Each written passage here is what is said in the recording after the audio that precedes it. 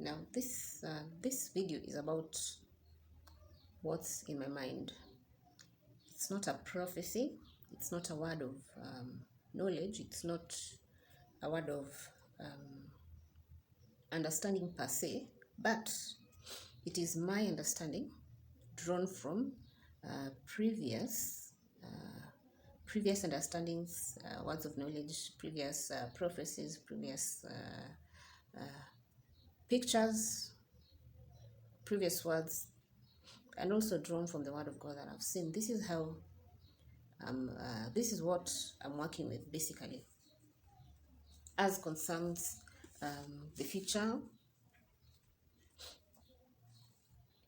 my intuition, my intuition. So now the sun is expected to do the shift, the north-south pole shift, and the north and south to end up in different zones of the globe. Now this is going to be the trigger for a lot of things. Now the first thing, it will open up our heavens to radio magnetic waves, because what happens during the time of the flip is that various spots appear as north and south, as the earth is trying to calibrate itself. There will be a moment of confusion, and our magnetosphere will fail for a moment. During that time, we will not be safe from electromagnetic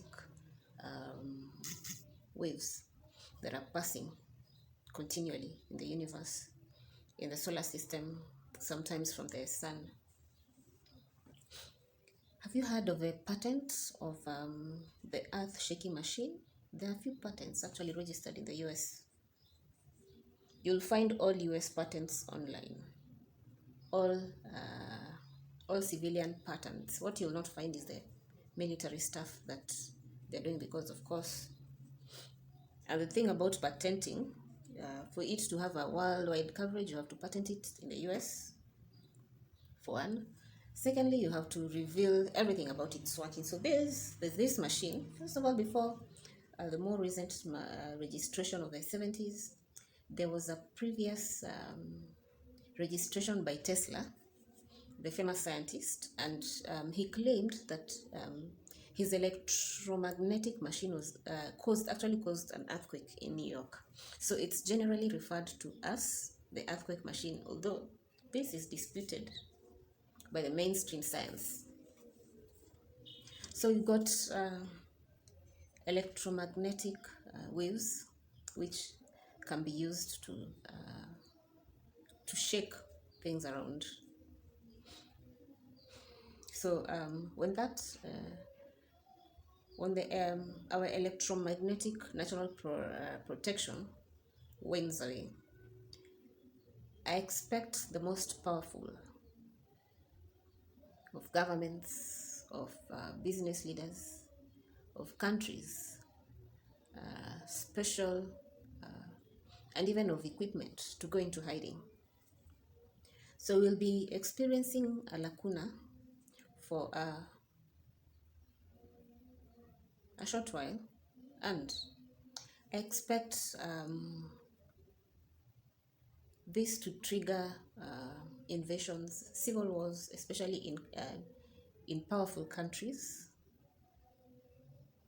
And the poor countries, I expect them to continue like nothing happened, especially in Africa. Life will continue like nothing is going on, because where are we running to? We don't have the bunkers, we don't have tunnels, and we don't know, most importantly. So life in Africa will continue like nothing, and eventually we will learn to live with the disturbances. From my previous sites, I've seen rains that were so intensive and winds that had an element in them that was harmful to a lot of electronics. So expect in a short while, during this moment, everything that flies will be grounded. Everything that has a chip in it will be grounded. The important machinery will be grounded or hidden. And a few will be caught unawares. And for this reason, we'll lose a lot of planes, we'll lose a lot of people, because there will be parts of the atmosphere that are safe, but it will be hard to know which parts should be avoided, because it's going to be invisible, and it's going to be like a wind that comes, passes, causes damage and moves. So it will be a very a task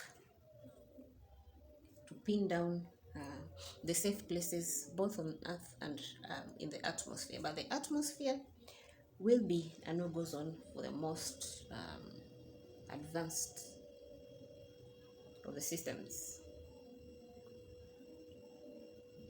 Well, I asked the Lord about the meteors and the asteroids, and what I saw was that they were very far, so far from us that yet visible in the sky, countless, but they were far. And that was last year. They were far, that I could see them as little strokes just crisscrossing, many, like stars in a star field. These days I don't see stars, but there's a time that stars could fill the heavens. That's what the asteroids looked like. Only they were moving, and they were making little tails crisscrossing each other, but from very far. So I expect them to remain far.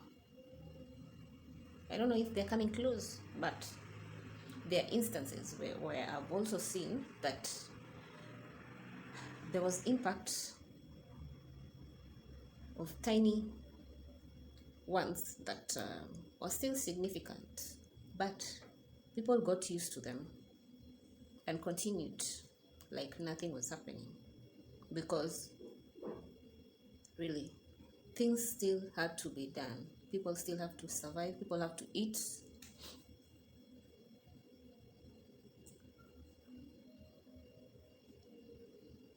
So concerning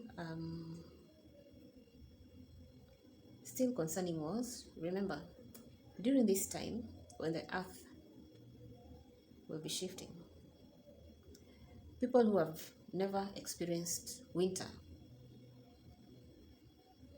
in the new north and in the new south will get caught up in the polar weather and polar winds, polar vortex that has been causing havoc. You've seen the kind of havoc that a polar vortex could cause. Now imagine your entire region being converted, turning over and finding yourself in the North Pole when you're previously a tropical country. So I expect, for this reason, because of the discomfort that this will cause to some nations, there will be a mass migration, and it will lead to wars with people in these countries that will be rendered unlivable or uncomfortable, looking for more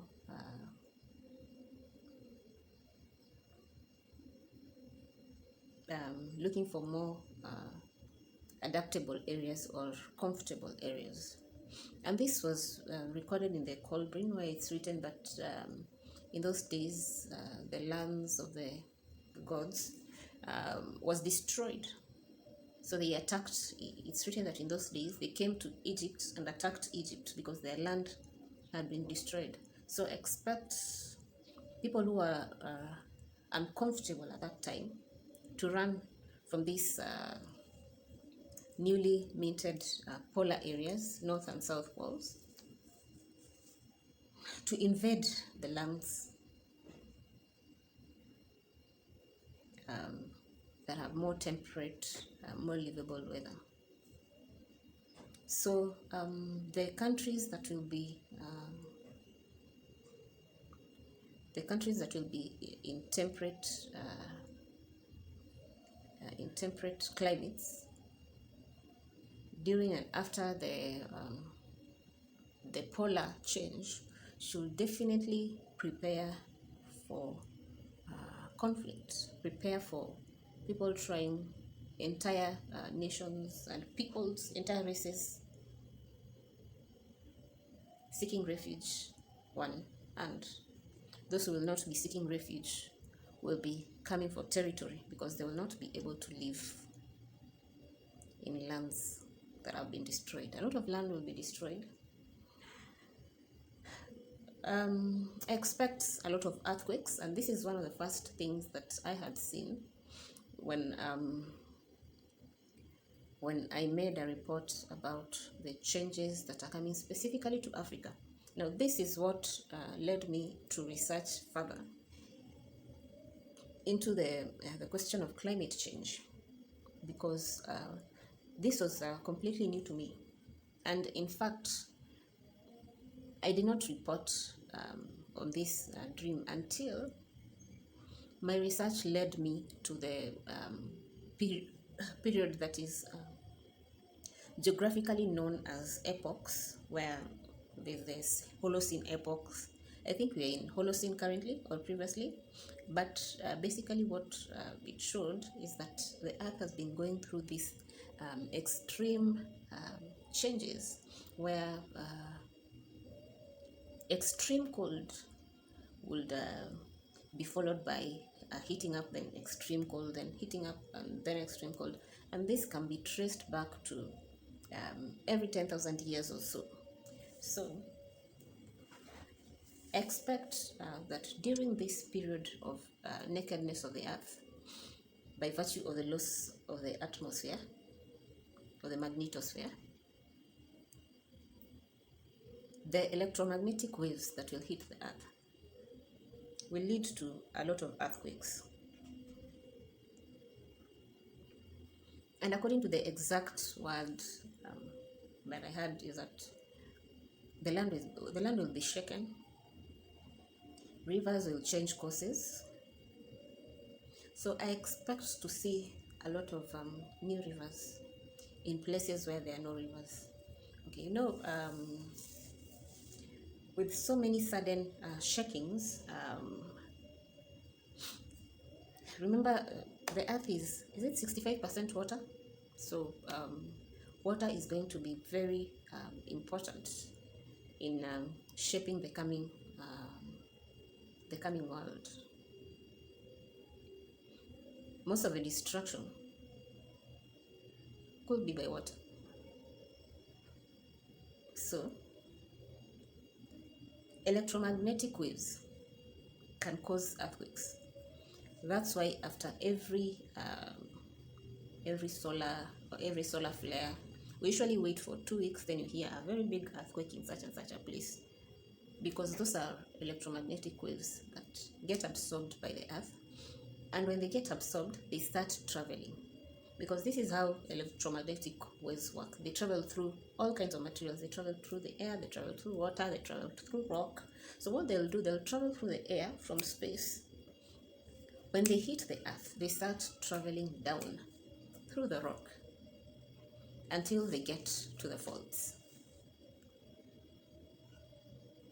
And the movement of the waves through the rock is what is causing the earthquakes. So expect those. Expect a lot of splittings, new rivers forming where there were not,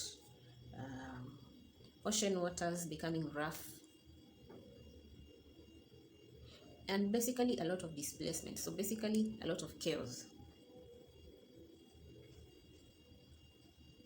It's no wonder that some people are worried about the manageability of the population. So you have a famine. Right now we have a famine, and what usually happens during a famine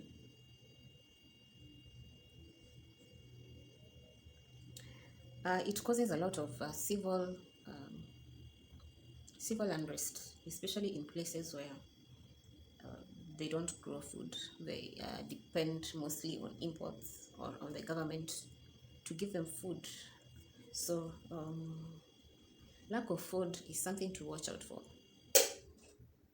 especially in populated areas. I'm thinking of places like China and even India, where there's huge populations and there's little the ownership and the system of the society limits ownership of land. I don't have a problem as such with Africa because of cultural practices, where most Africans have a rural place that they can run to, although the food will not be enough because rain in 2021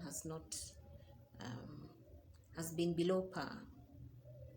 The production of food this year will affect the condition of 2022, because not enough was produced this year because of limited rain, and the little that was produced was not of good quality. For the same reason, there was not enough rain. So 2022 will be more chaotic basically than 2021 and 2020. As far as governments go, they'll have a lot on their hands next year and the year after, until the process of shifting and stabilization. I think it will take some time before we become stable again.